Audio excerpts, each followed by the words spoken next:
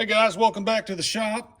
Hey, let's talk about an American company known for most of their tools being made in the USA. Now, these are not. They farm out to a company in Spain, which, if you don't know, most of your locking pliers like this are either made in China, Taiwan, or Spain.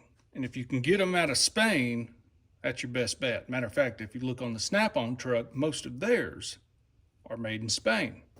Now, I do have a set of Malcos that I can compare them to. You know, if you don't know already, I love my USA tools. This is a set of Malcos. I bought several pair of these in different styles. Really, I bought these for my son to use. The ones I have are just, they look like shit, but they're old, like me. But this is a USA set. If you can still get your hands on them in a few outlets, but they have completely shut that factory down. But we're here to talk about Channellocks, which Channellock still makes a lot of great pliers in the USA. And today I have for you two pair. Both are made in Spain. And this is a small 5-inch set here of your standard, I think what they call these the curved jaw.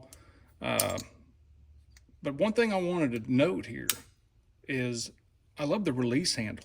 It just seems to make sense to pull the release handle in the direction that your hand has the most strength. So when you want to release these pliers, you just pull the release handle in the direction you have the most strength, which is your gripping strength, instead of pushing this handle away, this release lever that is. Now, let me give you an example of that. Let me pull these back out here.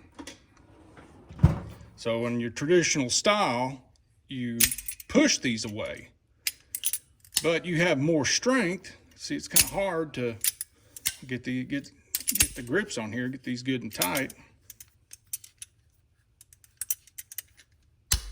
You get these good and tight, and it's hell sometimes to get these to release.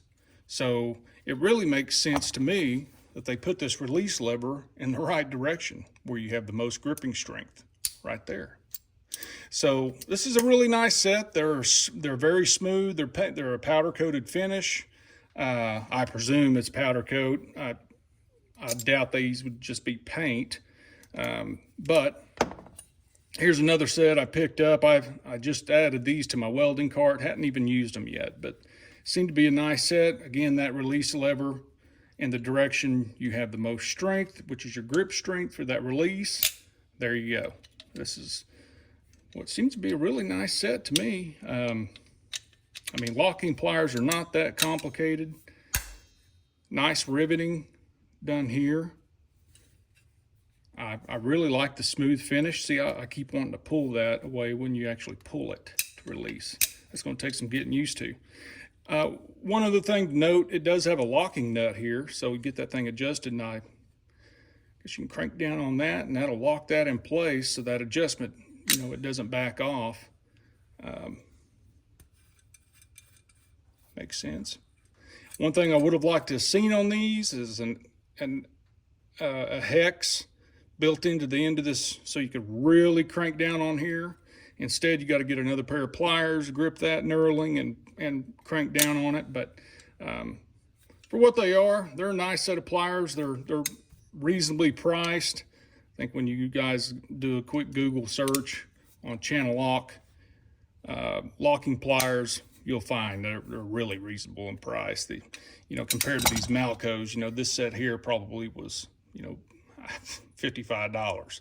And it's hard to justify. I mean, these are the best, and these are the best in the world as far as finish, grip strength, all of that. See your hex key there. Nice knurling here. You know, again, we're really here to talk about the Channellocks, but I just want you to see the difference. But even with that, all of this in these Malcos, it's hard to justify $55 when you can go to Harbor Freight and pick up the same pair size-wise for $6. You know, but these are a little more than that, but not a whole lot more. Real nice set. So check out the Channellock. See you guys.